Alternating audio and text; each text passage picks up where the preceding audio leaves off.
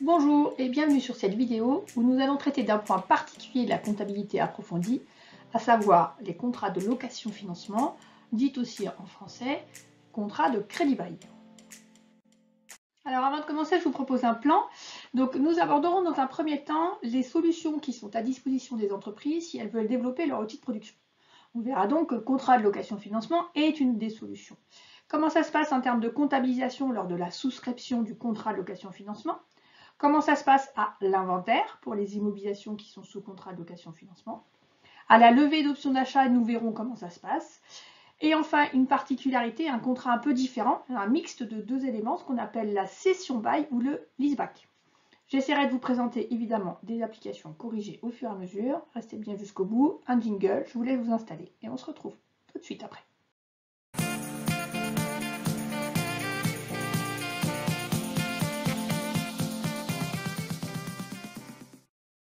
Alors, dans un premier temps, nous allons aborder les différentes solutions qui sont à disposition des entreprises pour développer son outil de production. Alors, je vais faire un peu de storytelling. Pour votre entreprise, vous avez besoin d'un magnifique tracteur. Rouge, magnifique. Pas comme les Ferrari, mais il est de la même couleur.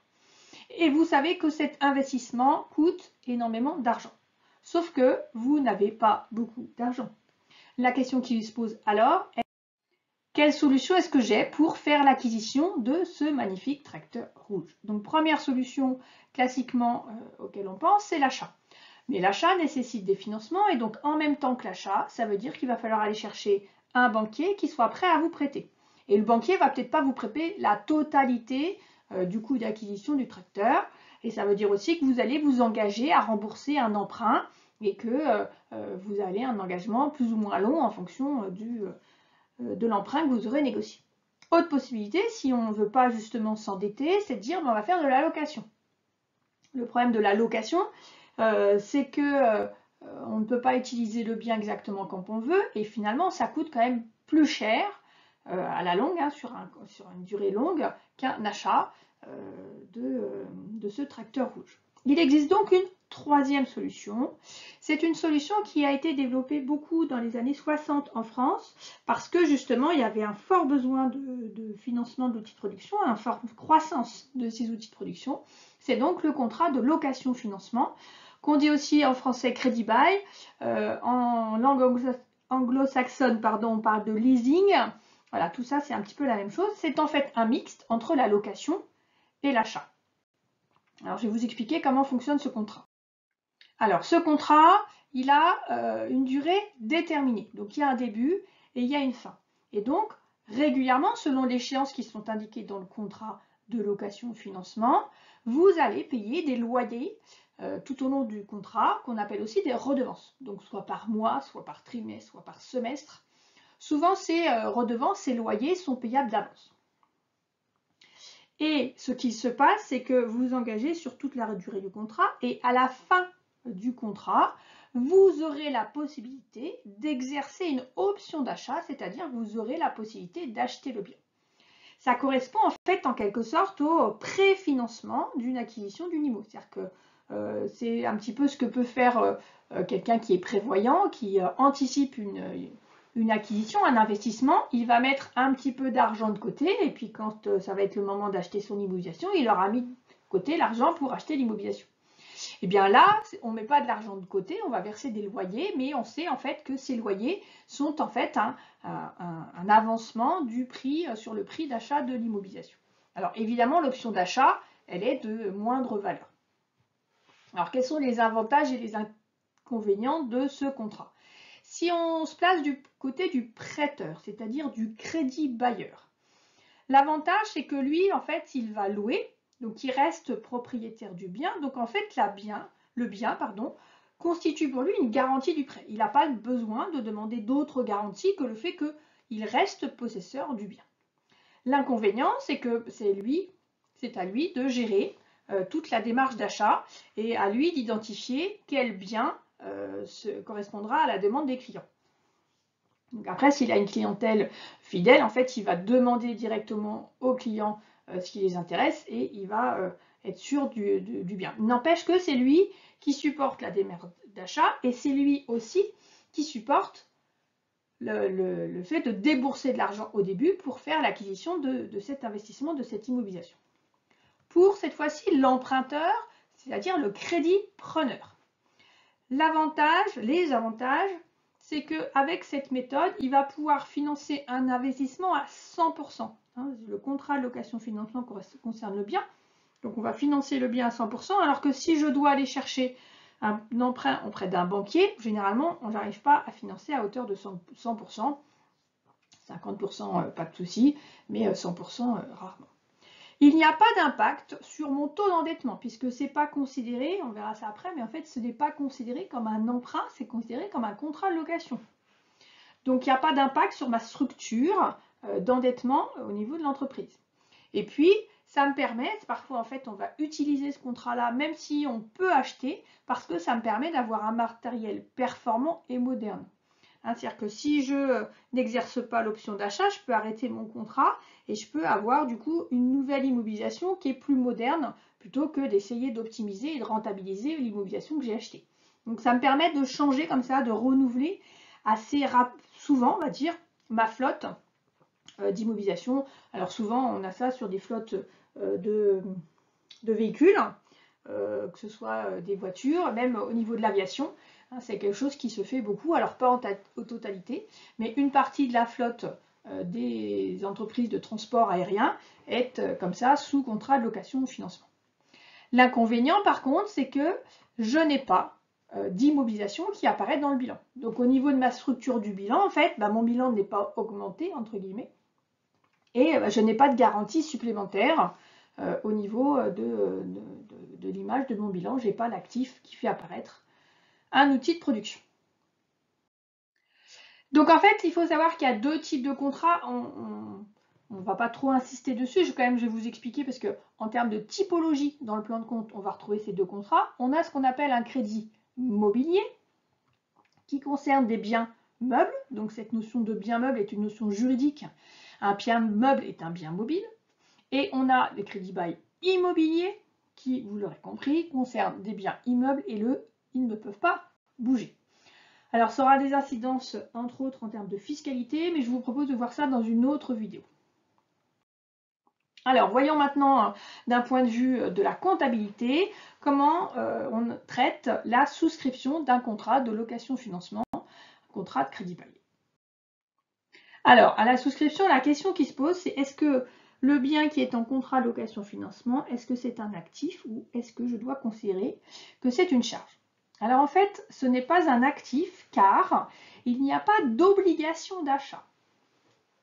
Donc c'est l'analyse qui a été faite dès le départ par la loi comptable d'avril 83. La problématique étant qu'on a réformé la définition des actifs en 2010 et que si on prend la définition d'un actif, on pourrait quand même considérer que ce bien répond à la définition d'un actif. Sauf que le bien ne fait pas partie du patrimoine juridique de l'entreprise, donc c'est ce qui bloque un petit peu. Donc en fait, d'un point de vue comptable, pour les comptes sociaux en France, le bien qui est soumis, sous contrat de location-financement n'est pas considéré comme un actif. Alors on va voir du coup, point de vue comptabilisation, les conséquences que ça a, et on va partir d'un exemple. Voici donc l'exemple. On fait la souscription d'un contrat de crédit bail le 1er novembre N d'un matériel industriel qui a une valeur de 90 000 €. On vous demande un dépôt de garantie de 10 000 €. Alors même si, je vous ai dit tout à l'heure, pour le crédit bailleur, nous avions une garantie qui était le bien, il y a souvent quand même un dépôt de garantie qui est demandé. Je vous expliquerai par la suite pourquoi. Donc les redevances sont semestrielles, elles sont payables d'avance, c'est souvent le cas qu'elles soient payables d'avance, et elles sont de 13 000 €. Le contrat a une durée de 4 ans et à la fin du contrat, on a une option d'achat qui est de 10 000 €. Donc là, on a bien un contrat de crédit bail puisqu'on va payer des loyers pendant une durée définie et à la fin, on a une option d'achat. On est chez l'entreprise qui est locataire, donc à la date de la signature du contrat, au 1er novembre de l'année, donc 1er novembre N, on va enregistrer deux choses. D'une part, le dépôt de garantie. Alors, ce dépôt de garantie, en fait, ça correspond à une immobilisation quelque part financière. Parce que, en fait, c'est comme si vous placiez de l'argent. Hein, on vous doit cet argent et on vous le doit dans 4 ans. Donc, en fait, c'est comme un placement financier, même s'il ne rapporte rien. Donc, ici, c'est le compte 275 dépôt de garantie.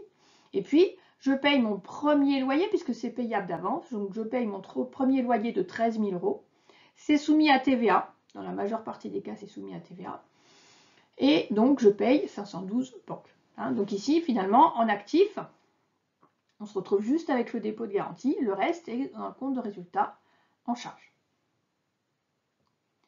Alors attention, je vous parle bien ici de ce qui se passe au niveau de la comptabilité dans les comptes sociaux. Si on regarde un petit peu ce qui se passe au niveau international, on va avoir le principe de prééminence du fonds sur la forme qui va s'appliquer. Ce principe dit que ce qui est le plus important, c'est de regarder un petit peu, non pas les règles, mais l'esprit, donc non pas la façon dont est rédigé le contrat, mais l'esprit du contrat. Or, c'est comme ça que je vous l'ai présenté au début, ce contrat de location-financement, et c'est comme ça qu'il s'est développé, est en fait une solution de financement pour l'entreprise. Donc, selon ce principe de prééminence du fonds sur la forme, on va considérer que ce contrat est un moyen de financer une acquisition, et donc c'est un mix entre d'un côté une immobilisation et de l'autre côté un emprunt. Donc, selon ce référentiel international, et dans les pays anglo-saxons c'est aussi ça qu'on applique, on va enregistrer le bien en immobilisation. Et donc, dans ce cas-là, on a, on va dire, transparence du mode de financement de l'entreprise sur l'enregistrement de son outil de production. Alors maintenant, chez le loueur. Chez le loueur, en fait, il va au préalable avoir acheté ce bien qui va donc rentrer dans son actif et après, il va louer. Donc, première étape, il achète, donc je complète l'énoncé. Le loueur, lui, a acheté le bien le 1er octobre. Ce matériel industriel, on a dit pour 90 000 €. Le prix, un numéro de facture et il estime sa durée de vie à 10 ans. Donc, au 1er octobre, il fait rentrer une immobilisation, 21,54 matériel industriel, de la TVA déductible, une dette envers un fournisseur d'IMO. Donc ici, on a une acquisition d'IMO tout à fait classique pour le loueur. Deuxième étape, on a une location semestrielle. Cette location semestrielle correspond pour le loueur à une rentrée d'argent tous les semestres. Donc ici, on a un flux entrant, je débite 512 banques. Et je débite 512 banques parce que d'un côté, je loue 706 prestations de services pour 13 000. Dessus, j'ai de la TVA. Et cette fois-ci, j'ai une dette, dépôt et cautionnement. Certes, mon client m'a donné 10 000 €, entre guillemets donné. Il va falloir que je lui rende. Donc à partir du moment où il m'a versé les 10 000 €, j'ai une dette à long terme, donc 165 dépôts et cautionnement. Alors, voyons voir maintenant comment ça se passe à l'inventaire et chez le loueur et chez le locataire. Alors, chez le locataire, on a dit on n'a pas enregistré le bien en immobilisation, donc il n'y a pas d'amortissement. Par contre, il ne faut pas oublier de respecter le principe d'indépendance des exercices. Or, comme souvent, on va avoir des loyers soit payables d'avance, soit même a posteriori, mais sur des périodes qui ne correspondent pas exactement à l'exercice comptable, on va avoir des retraitements, des régularisations de fin d'exercice. Ici, on a donc une régularisation. Voici l'écriture que je vous propose. Donc, il s'agit en fait d'une charge constatée d'avance. Alors, pourquoi est-ce qu'on a une charge constatée d'avance? On paye au mois de novembre, donc on paye pour novembre, décembre, janvier, février, mars, avril, pour 6 mois, c'est un loyer semestriel. On doit donc régulariser les mois qui concernent l'exercice suivant. Donc on doit régulariser ici 4 mois sur un loyer semestriel. On doit donc régulariser pour 8 666,67. Attention, n'oubliez pas que cette écriture doit être contrepassée à l'ouverture de l'exercice suivant, donc ici au 1er janvier N+1. Comment ça se passe maintenant chez le loueur? On va trouver deux traitements cette fois-ci. On va trouver le pendant, c'est-à-dire on va trouver les produits constatés d'avance, et puis ce bien a été enregistré en immobilisation, il doit donc être amorti. Donc par application du principe d'indépendance des exercices, cette fois-ci chez le loueur, on va constater des produits constatés d'avance. Donc c'est le même calcul que chez le locataire. Donc on va cette fois-ci débiter 706, créditer 487 produits constatés d'avance pour le même montant de 8666,67. Et ce bien qui a été enregistré en immobilisation doit également être amorti. Voici donc un schéma d'écriture classique d'amortissement, 681 à 28,154, donc dotation aux amortissements à amortissement. Donc ce bien, si on regarde un petit peu, il a été acquis 90 000 €. On a prévu de le revendre 10 000 €, donc on a une base amortissable de seulement 80 000 sur 10 ans. Sauf que pour l'exercice N, on n'a que novembre et décembre, donc on n'a que 2 mois, 2 douzièmes. Donc ce qui fait un montant de dotation aux amortissements pour N de 1111,11. Alors le plus important en fait à savoir pour ceux qui passent des évaluations, qui préparent le DCG ou qui vont avoir une évaluation sur les contrats de location-financement, ce sont les informations qui sont à mettre en annexe pour le locataire.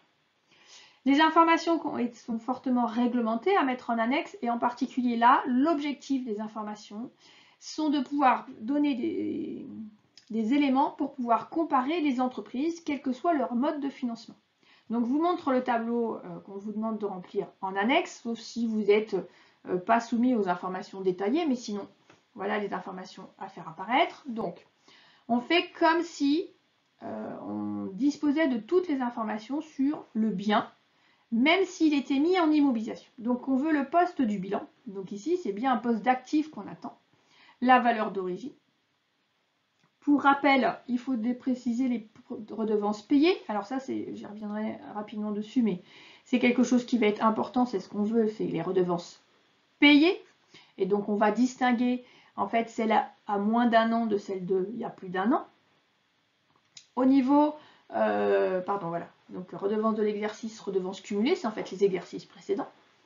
On veut avoir les amortissements économiques, c'est-à-dire qu'en fait, on fait comme si, toujours, ce bien avait été enregistré en immobilisation. Donc, on veut l'amortissement de l'exercice et les amortissements cumulés. Donc, c'est pareil, les amortissements des exercices précédents. On fait donc toujours comme si c'était une immobilisation.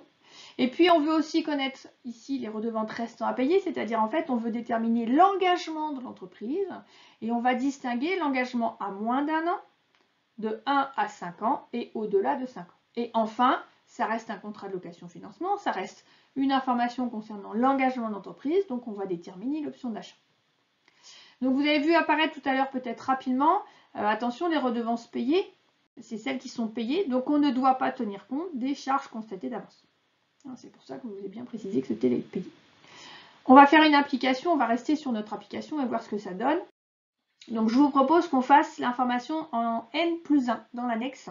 Et comme ça ne passait pas tout en largeur, je vais le faire en 2 fois, mon tableau, pour que ce soit écrit plus gros et plus gros sur votre écran. Donc ici, on a dit que c'était du matériel industriel, donc c'est le compte d'IMO 2154. La valeur d'origine est donc de 90 000 €, ça c'est une information qu'on vous donne dans l'énoncé.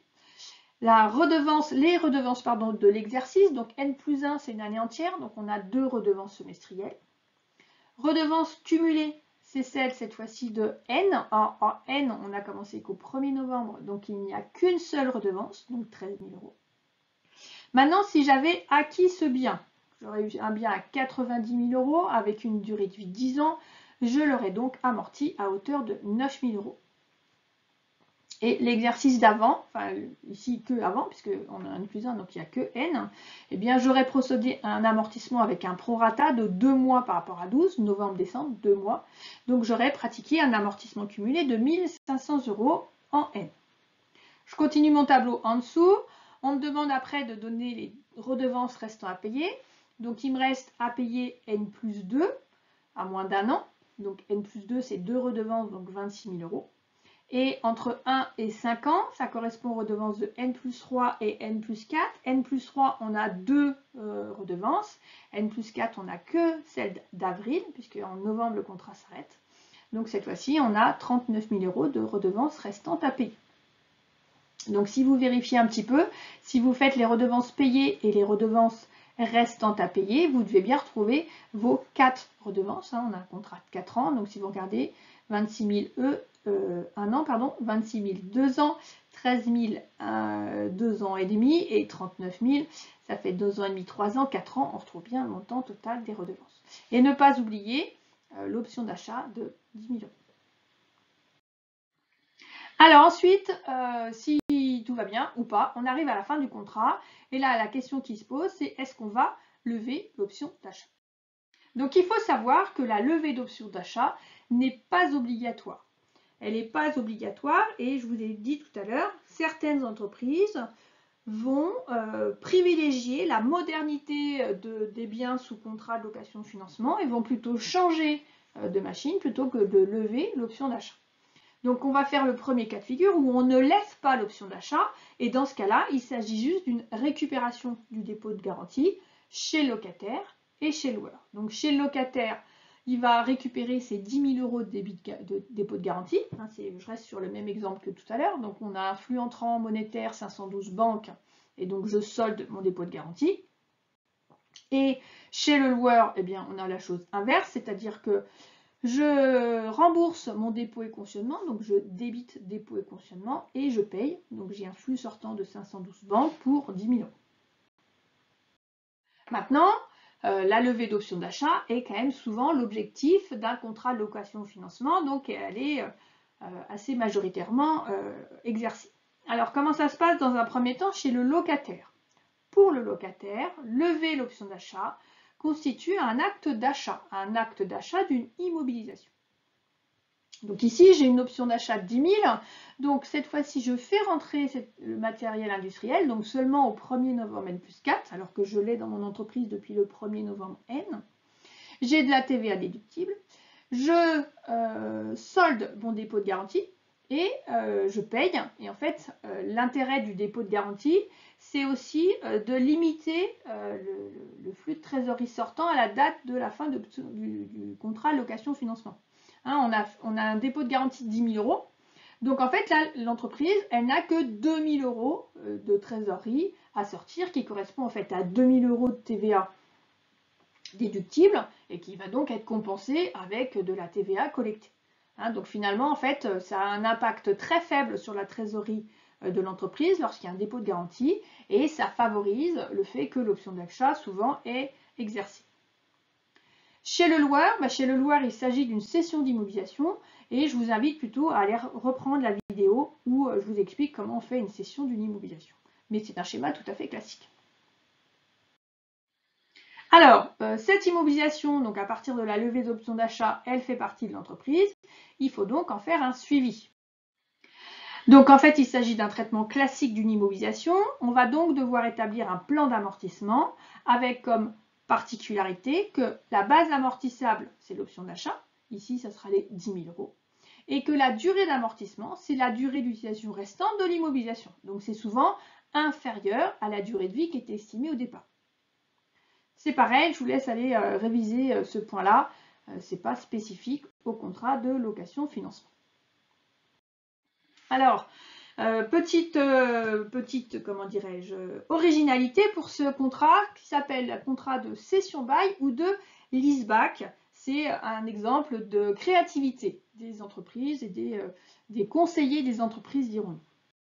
Alors, de quoi il s'agit? Je vous explique un peu la situation de cette dame qui a donc dans son entreprise, voici son bilan comptable et donc dans son bilan comptable, elle dispose d'une immobilisation. Par contre, elle n'a que peu d'argent. Donc elle a en fait des problèmes de trésorerie. Par ailleurs, on a de l'autre côté une société de crédit-bail. Elle, dans sa société de crédit-bail, elle n'a pas de problème de financement, donc elle a beaucoup d'argent. Et donc, ces deux entreprises vont conclure un contrat. En quoi consiste ce contrat?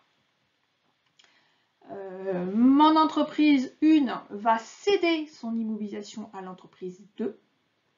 c'est-à-dire qu'à l'entreprise de crédit bail. Et immédiatement, en même temps et en retour, ça fait partie du contrat de départ, hein, la société de crédit bail va louer cette même immobilisation à mon entreprise 1. Et donc, mon entreprise 1, à la suite, tous les ans, tous les mois, tous les semestres, va verser des loyers, des redevances de crédit bail. Donc, ce qui veut dire que mon entreprise 1 n'a pas besoin de déménager, elle garde l'utilisation de cette immobilisation. Elle est disparue de son bilan, mais en contrepartie, elle a trouvé un moyen de financement. La société de crédit bail, elle, a récupéré une immobilisation, mais surtout, en fait, ce contrat de location-financement est tel qu'elle va avoir une source de revenus continue et elle va avoir des revenus supplémentaires. Point de vue analyse de l'opération, il s'agit en fait d'un mix entre une vente et une location tout en même temps. Partons donc d'un exemple. On va donc procéder à la cession d'une construction le 1er janvier de l'année N pour 10 millions d'euros. Sachant que cette construction au départ vaut 6 millions d'euros. Hein, donc dans mon bilan, j'ai 6 millions d'euros. J'ai amorti cette construction à hauteur de 4 millions d'euros le jour de la cession. Le même jour de cette cession, je fais donc un contrat de crédit bail pour 10 ans avec une redevance annuelle d'1 200 000. Alors, point de vue écriture comptable, voici ce qui se passe chez l'entreprise qui va devenir locataire et qui fait la cession de sa construction. Dans un premier temps, on va donc vendre la construction. Donc, on enregistre un produit de cession, un flux de trésorerie entrant pour 10 millions. Donc, ça, c'est la première étape. Deuxième étape, je vais donc faire sortir la construction de l'actif du bilan. Donc, je solde, je crédite la construction pour la valeur d'origine. Attention, hein, je fais bien attention ici, c'est ma valeur d'origine. On a dit qu'on avait des amortissements pour 4 millions et donc on a une valeur nette comptable de 2 millions. Et donc là, il faut savoir que les entreprises sont normalement imposées sur leur plus-value. Et si on regarde ici, j'ai vendu pour 10 millions, j'ai une valeur nette comptable pour 2 millions, il y a une plus-value de 8 millions, on va donc parler des impôts. Donc je vous invite aussi à aller voir la vidéo sur la réévaluation des IMO. On va retrouver un petit peu cette même problématique de plus-value. Je vous laisse voir la vidéo avec le lien que je vous mets donc en pièce jointe. On continue, nous, sur nos opérations. On a donc vendu et on a donc fait sortir cette construction de l'actif du bilan. Par ailleurs, j'ai souscrit un contrat de location-financement. Donc, j'ai un loyer 612,5, crédit bail ici immobilier pour 1 200 000 euros, de la TVA et donc je paye mon loyer de crédit bail. J'ai donc réalisé une plus-value, on a dit, de 8 millions. Cette plus-value, on va la neutraliser et l'idée en fait c'est d'étaler cette plus-value de cession sur la durée du contrat de crédit bail. C'est-à-dire pour que ça compense la charge que je vais avoir liée à mon loyer.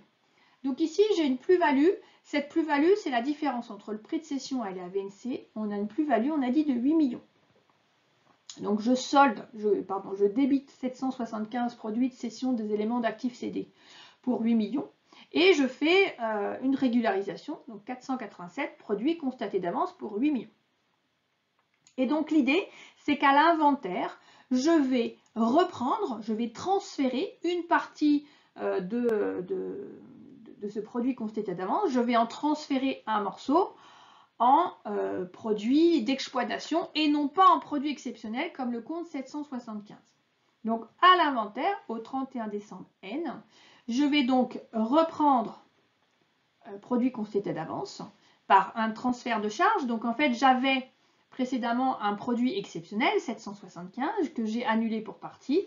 Et à la place, j'ai un 791 qui a comme particularité d'être un produit d'exploitation. Et c'est ça qui nous intéresse dans cette écriture, c'est que ça devienne un produit d'exploitation et non pas un produit exceptionnel. Et donc, j'ai un produit d'exploitation de 800 000.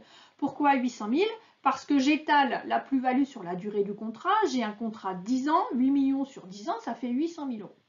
Et vous voyez que j'ai d'un côté une charge d'1,2 million, de l'autre côté un produit de 800 000. Donc ça ne se compense pas totalement, mais en fait ça vient réduire l'impact sur mon résultat au fur et à mesure de la durée du contrat. Pour conclure, je finirai par un conseil méthode. Pour réussir en comptabilité, il va falloir comprendre, il va falloir apprendre et pour ça, il faut faire des fiches et ensuite s'entraîner. Pour faire des fiches, si vous n'y arrivez pas, il faut savoir qu'il existe des fiches sur le marché déjà faites. En particulier, j'ai été contactée par Ficheben DCG, donc je vous fais ici la promotion. Si vous mettez le code LAPROF de compta, vous aurez 10% de réduction. Par contre, ce que j'attends, c'est que vous me fassiez des retours. Est-ce que vous avez aimé, est-ce que vous n'avez pas aimé? Moi, je ferai aussi ce retour auprès d'eux. Je vous mets toutes les informations et le lien affilié en description. Je vous souhaite surtout bon apprentissage et à bientôt.